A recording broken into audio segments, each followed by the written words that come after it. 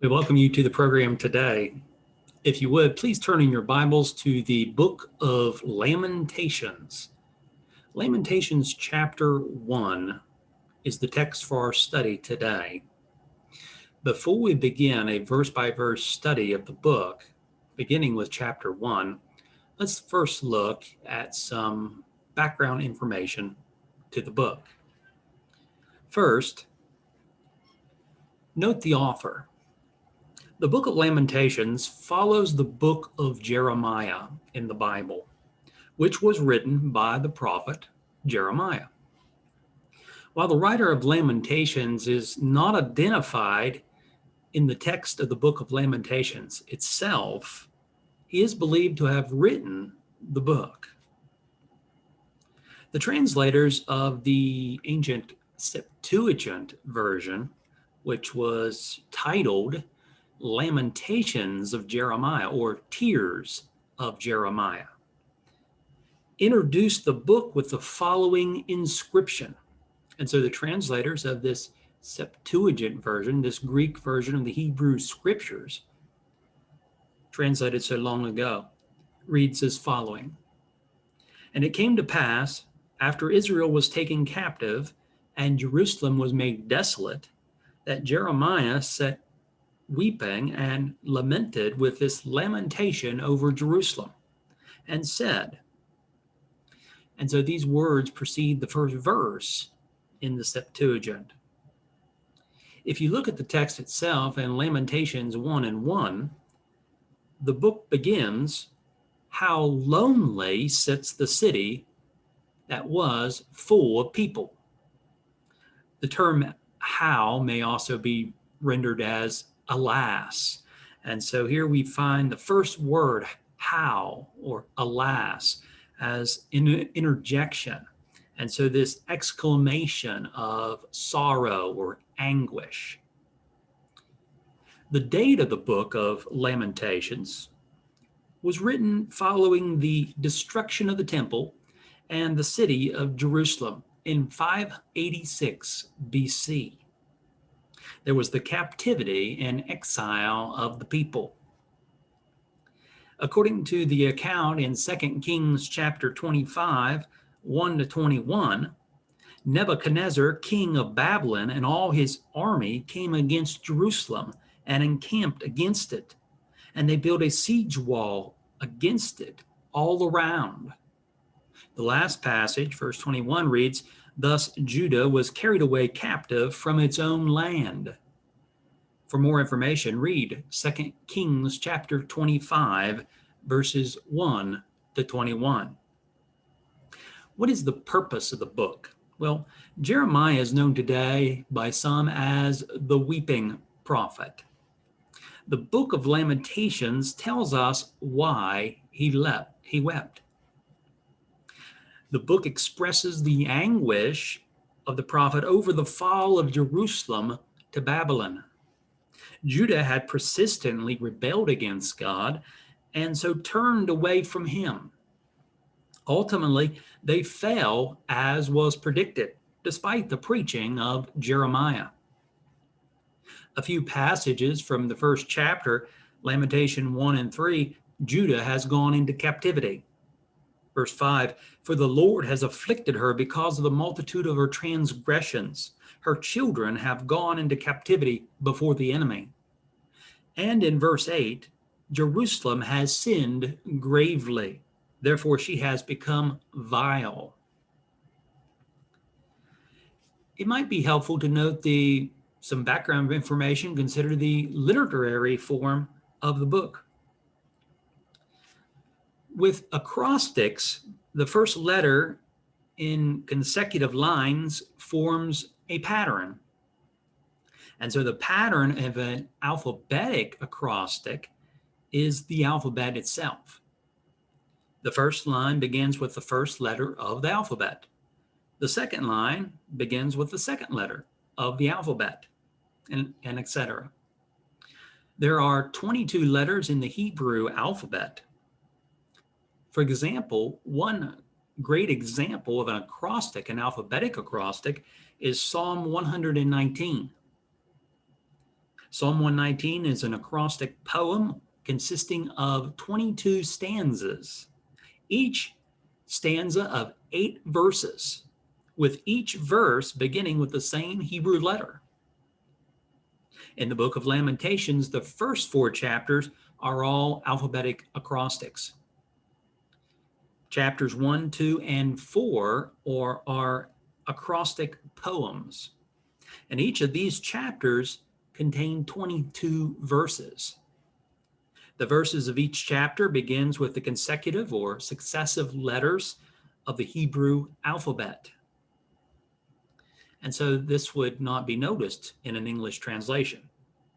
Chapter 3 is also an acrostic poem. The chapter consists of 66 verses divided into 22 stanzas. The verses of each stanza begin with the consecutive letters of the Hebrew alphabet, and the verses within each stanza begin with the same letter in Hebrew. Chapter 5 is different in that it does not contain an alphabetic acrostic.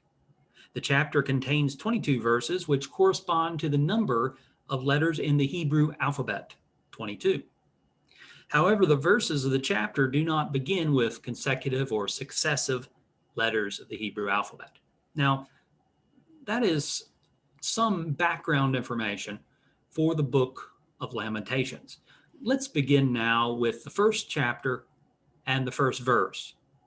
Verses 1 to 11, this first half of the chapter, describes the affliction of Jerusalem, while the second half of the chapter speaks of Jerusalem's and her afflictions in verses 12 to 22. Verse 1. How lonely sits the city that was full of people. How like a widow is she, who was great among the nations. The princess among the provinces has become a slave.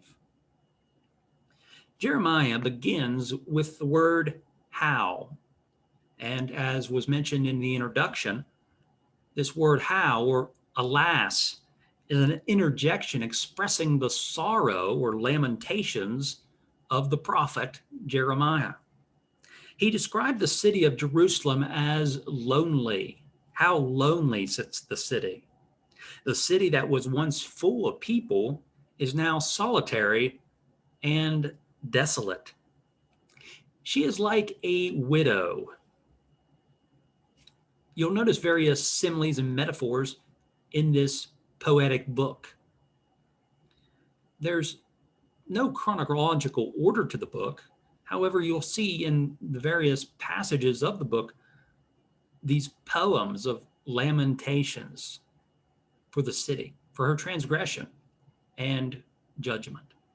Well, she is like a widow. How so? Well, the city, which was once so great among the nations, is now lonely, like a widow. The city, which was once a princess among the provinces, has now become a slave. She is forced to serve, paying tribute to foreign nations, particularly a foreign nation of Babylon. She is said to be under hard servitude in verse 3. Verse 2, she weeps bitterly in the night. Her tears are on her cheeks. Among all her lovers, she has none to comfort her. All her friends have dealt treacherously with her. They have become her enemies. Jerusalem is left alone to mourn. Those who were once her allies, her friends, have left her alone without support. They supported her, yes, while it was beneficial to them. However, later they betrayed her, they forsook her. There's the sad picture here of a woman who once had men who professed their love for her.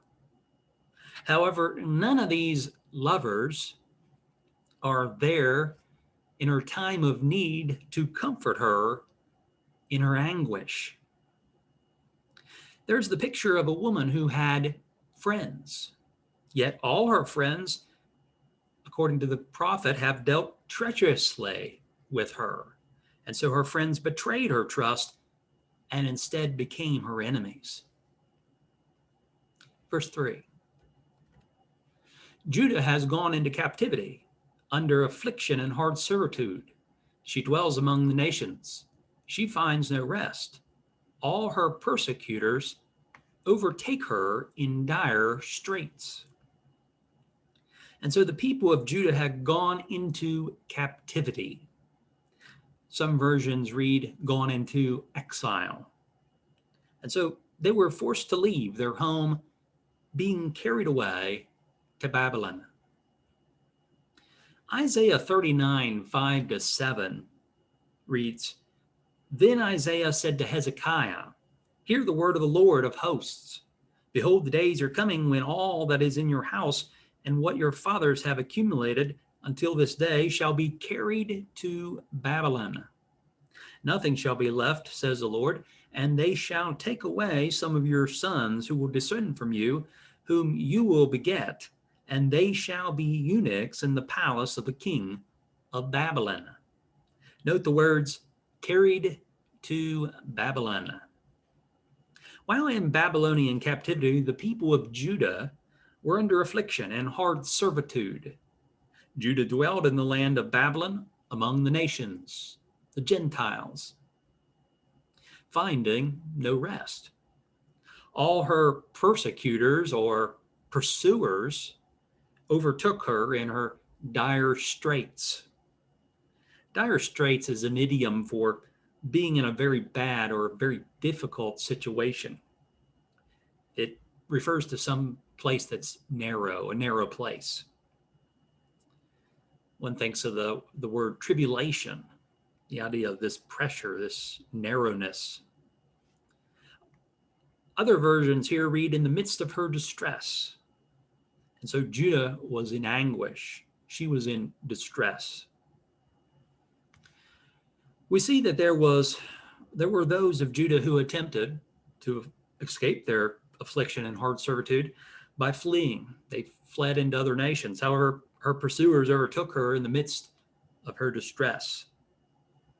Verse 4. The roads to Zion mourn because no one comes to the set feasts. All her gates are desolate. Her priests sigh.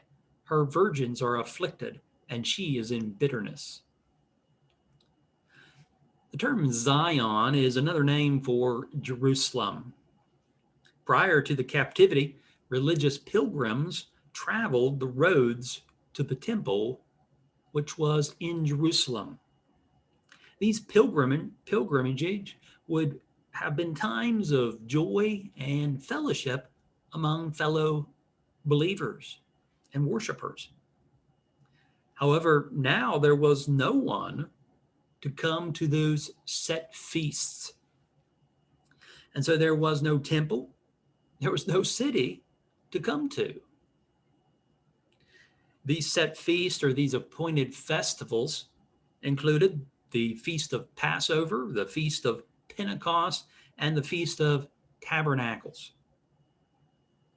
The city of Jerusalem was said to be in bitterness. She is in bitterness. Before the captivity, people would meet at the gates, but now the gates are desolate or devastated. People would meet at the gates and do business. However, no one there. The priests sigh. Sometimes people sigh out of fatigue. And so the priests sigh as in weariness over her distress. The young women or the virgins are said to be afflicted in the city. Verse 5, her adversaries have become the master. Her enemies prosper. For the Lord has afflicted her because of the multitude of her transgressions. Her children have gone into captivity before the enemy. And so Jerusalem was carried away into Babylon by her adversaries and enemies. Her adversaries are said to have become the master or the head, while she became the slave in this hard servitude. Her enemies prospered while she herself was afflicted. According to the passage, it says, for the Lord has afflicted her. And so it was the Lord who brought this upon her in judgment. Why? Well, according to the text, this was because of the multitude of her transgressions. Multitude refers to many. And so she had many transgressions or sins. And so she committed these transgressions against God in violation of his law. She rebelled against God and so ultimately was punished for her sins. Verse 6, the punishment was brought upon her, the affliction caused by the Lord, but ultimately brought upon them by her enemies. God who afflicted her in this way, in judgment. Verse 6, and from the daughter of Zion, all her splendor has departed. Her princes have become like deer that find no pasture. They flee without strength before the pursuer. And so all the splendor or all the majesty that was once Jerusalem had departed from the holy city. The princes of Jerusalem had become timid like deer in a field, in that they fled from before their pursuer. By the way, the word translated here as pursuer is the same word rendered persecutors back in verse 3. When one talks about persecutor, literally one who pursues another, of course, in response to their faith. Here in verse 7, in the days of her affliction and roaming, Jerusalem remembers all her pleasant things that she had in the days of old, when her people fell into the hands of the enemy, with no one to help her. The adversaries saw her and mocked at her downfall. And so during her affliction, Jerusalem prospered. All her pleasant things she had before the captivity and exile. So she remembered those things. Pleasant things, or other versions read precious things or treasures. And so these things of value, she remembered those things. This might refer to the treasures of the temple, which was destroyed 586 BC. Lamentations 1 and verse 11. And so when she fell before the enemy, and there was no one there to help her. And her adversaries mocked. And so they mocked in her affliction. Some people are malicious, desire to see the harm of others. And in this case here, rather than help her, even those who had once professed to be friends, to care for her, we see that they dealt treacherously with her and they forsook her and they mocked. The enemies mocked. Verse 8, Jerusalem has sinned gravely, therefore she has become vile. All who honored her despise her because they have seen her nakedness. Yes, she sighs and turns away. And so, according to the text, the prophet wrote that Jerusalem had sinned gravely, and gravely talking about the seriousness of the matter and the great consequence that would come as a result. Her sin was so great and grievous that she became vile. So she was filthy and unclean. All who honored her before now despised her. It says that they had seen her nakedness. And so she sighs and in distress. And she turns away from her spectators in shame. Sin is a reproach to any nation, according to the wise man Solomon in the book of Proverbs. Verse 9, her uncleanness is in her skirts. She did not consider her destiny. Therefore her collapse was awesome. She had no comforter. O Lord, behold my affliction, for the enemy is exalted. And so she defiled herself with immorality. The expression in her skirts figuratively describes her defilement. She was defiled with transgression and sin, rebellion against God. She was not faithful. She did not consider her destiny, her future, or what would result from her rebellion against God. And so her collapse was all the more sudden and terrible. There was no one to comfort her. We might ask, where were her lovers, those mentioned earlier? Where were those who might profess their love for her, the city? The prophet asked the Lord to see his affliction. While Jerusalem had come down, had collapsed, the enemy was lifted up. And so the word exalted means to be lifted high or lifted above, lifted up. Verse 10, the adversary has spread his hand over all her pleasant things, for she had seen the nations enter her sanctuary, those whom you commanded not to enter your assembly. And so the adversary had entered the sanctuary of the temple and had stolen her pleasant things, these precious things, these treasures. The temple, or the Gentiles, were not permitted to enter the assembly of the Lord. Even then, only the priest, and at the right time, was permitted to enter the sanctuary, the holy place of the temple. And yet now we see that the Gentiles had entered in.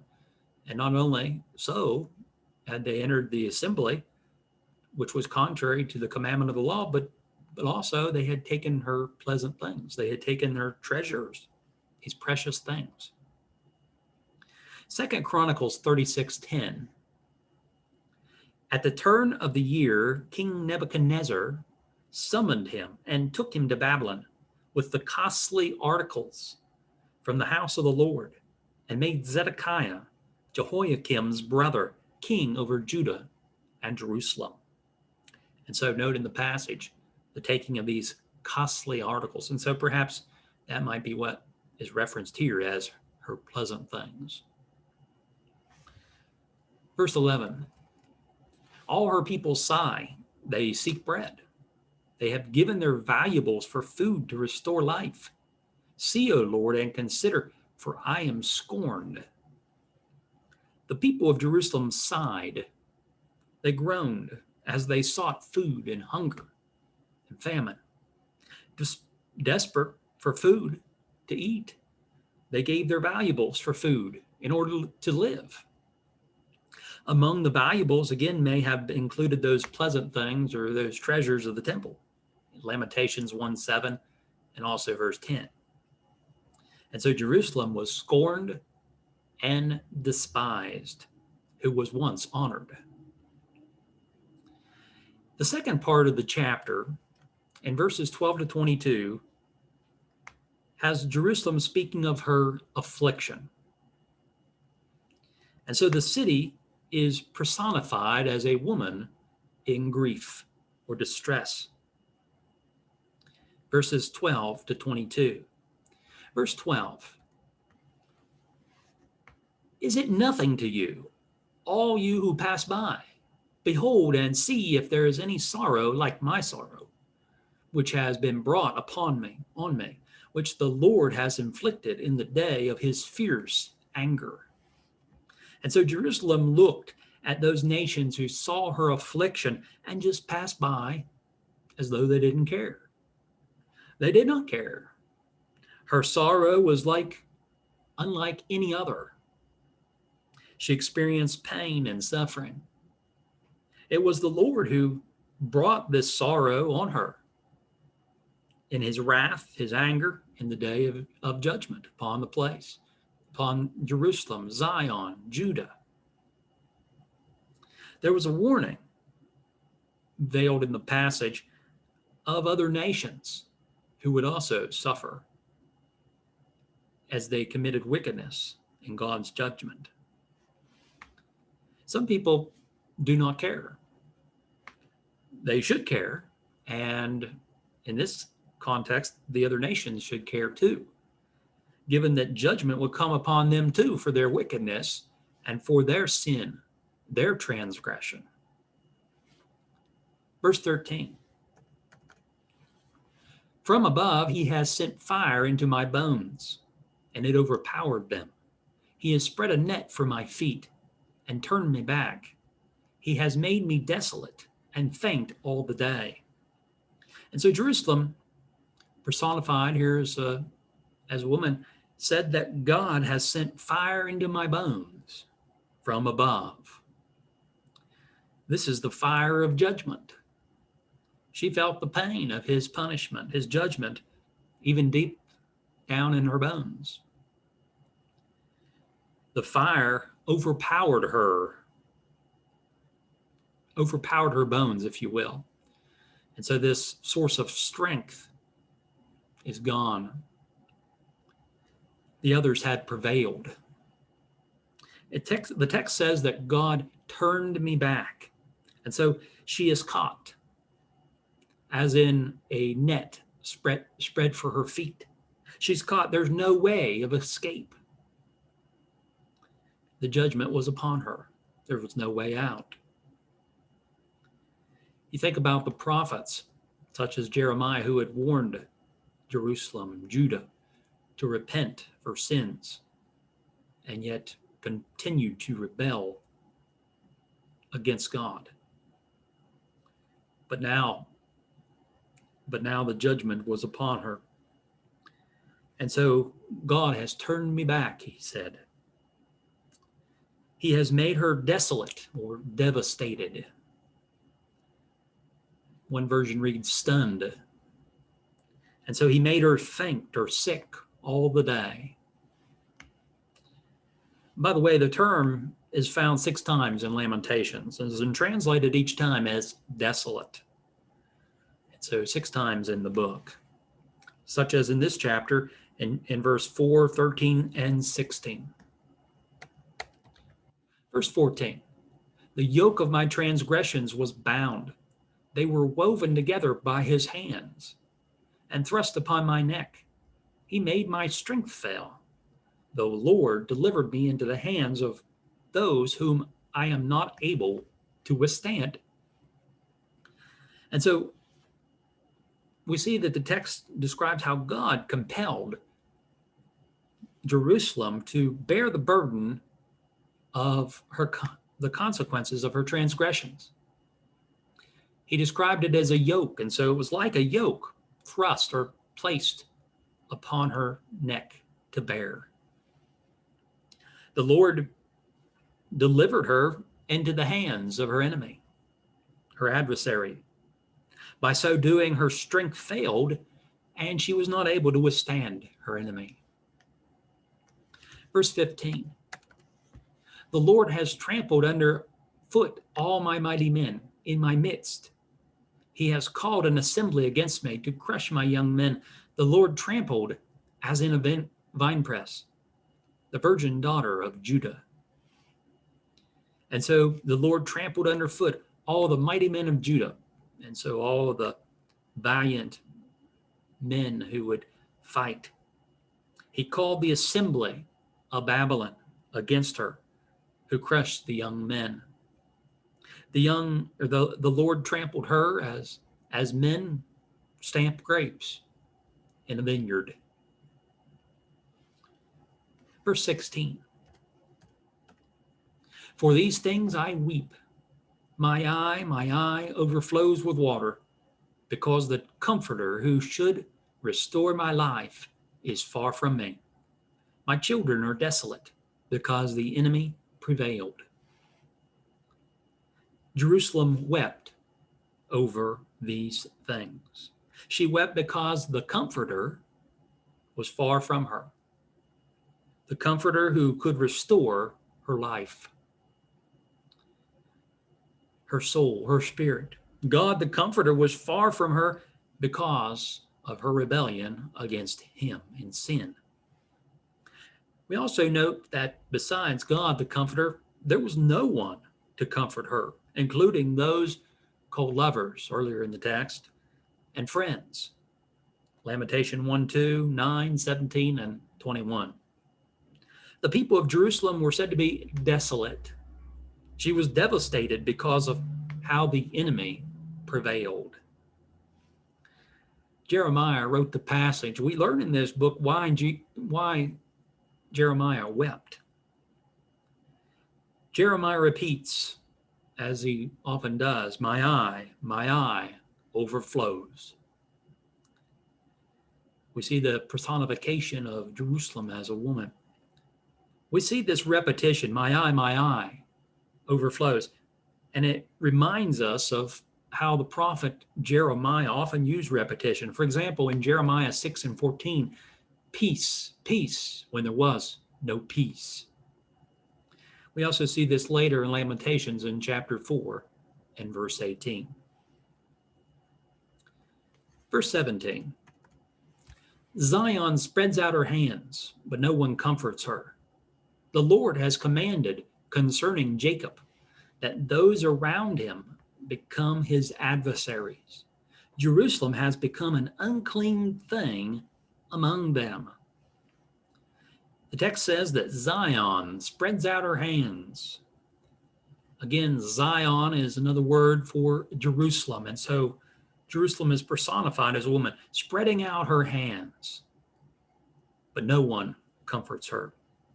The act of spreading out the hands or stretching out the hands was a common posture in prayer. We see in Lamentations chapter 3 and verse 41, let us lift up our hearts and hands to God in heaven. Later in that passage, we see that Jeremiah writes how that they ought to pray and pray earnestly and sincerely, not only lifting up their hands, as was common in prayer by the people, but also to lift up their hearts, to pray with sincerity, earnestness, penitence to the God of heaven, the God above. And so Zion spreads out her hands, but no one comforts her. She prayed, but God did not comfort her. Those around Jacob, or Israel, became his adversaries. Jerusalem had become an unclean thing among them.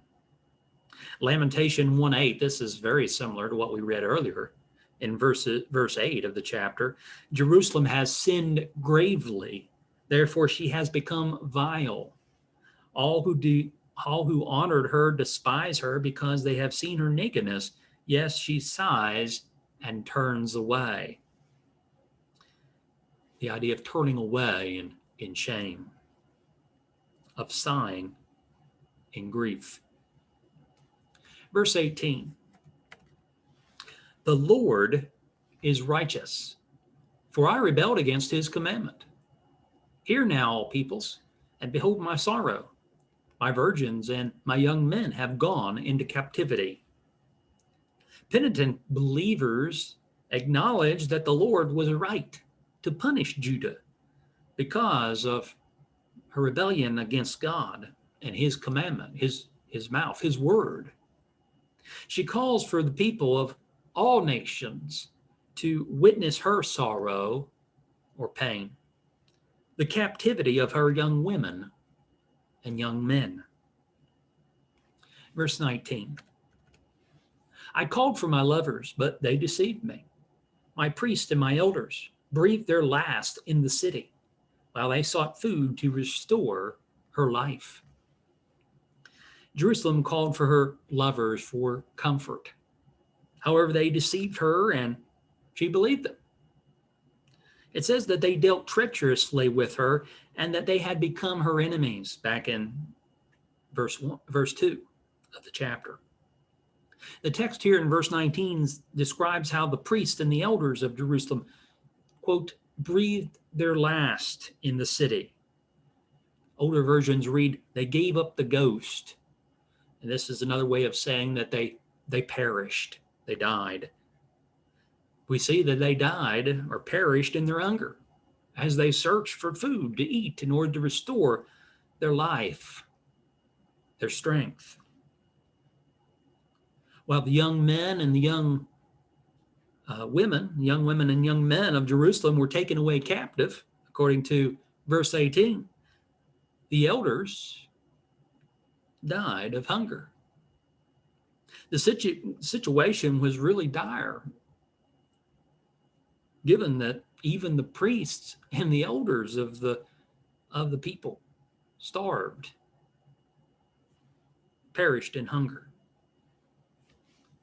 Verse 20. See, O Lord, that I am in distress. My heart is troubled. My heart is overturned within me, for I have been very rebellious. Outside the sword bereaves. At home it is like death. And so Jerusalem prays to the Lord.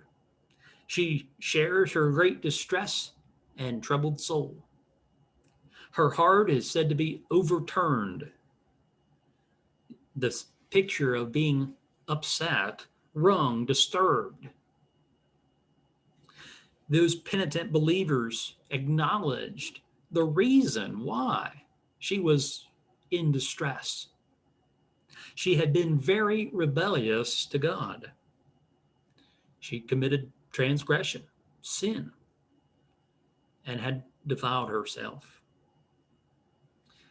The text says, outside the sword bereaves, at home it is like death. So outside the city, outside of Jerusalem, the sword bereaves. To bereave is to deprive of something, to take something away by force, such as one's life or one's children, the children of Jerusalem, the children of Israel.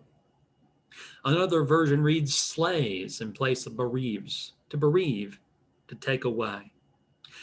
While at home, there was famine. There was famine which killed, and disease. This passage is very similar to what we see in the law of Deuteronomy 32 and 25. The sword shall destroy outside. There shall be terror within, for the young man and virgin, the nursing child with a man of gray hairs. Verse 21. They have heard that I sigh, but no one comforts me. All my enemies have heard of my trouble. They are glad that you have done it. Bring on the day you have announced, that they may become like me. So she said here that let the wickedness of her enemies come to the judgment of God. She calls for God to do to her enemies for their wickedness, and that he had done to her for her transgressions. She calls for the judgment of God on her enemies, as God had brought judgment on them for their transgression and rebellion. She was in affliction with sighs of weariness and faintness of heart. We see here in verse 21 that she sighed in sorrow, but no one comforted her. In fact, all her enemies heard of her trouble and were glad. And God punished her for her transgression, sins, and rebellion. Jerusalem prays for God, prays that God bring judgment against them. We also see this as a prophecy of divine judgment against other nations in their wickedness, such as Babylon, who came against Jerusalem. Finally, verse 22, let all their wickedness come before you, and do to them as you have done to me. For my transgressions, all my transgressions, for my sighs are many, and my heart is faint. And so, as I mentioned earlier, she calls for the wickedness of her enemies to come to the judgment of God, to come before the remembrance of the Lord. She describes her situation because of her sins. She brought this upon herself, continually rebelling against God, until ultimately the judgment of God in his wrath came upon Jerusalem and Judah. For all my transgressions, for my sighs are many, and my heart is faint. One lesson that we can learn from Lamentations 1 is that if we continue to practice transgression and sin, if we continue to rebel against God, that ultimately we will face the judgment of God. If not in this world, in the world to come, in the judgment day. We see that we reap what we sow from the pages of the New Testament, as Paul described, the consequences of sin. There are many consequences to the practice of sin. Here we see the consequences, the judgment of God upon the city. We hope that this lesson has been helpful. Next time, Lord willing, we'll continue with the second chapter of the Book of Lamentations. We appreciate you being here today and encourage you to continue to study as we study verse by verse through this book of the Old Testament. Thank you.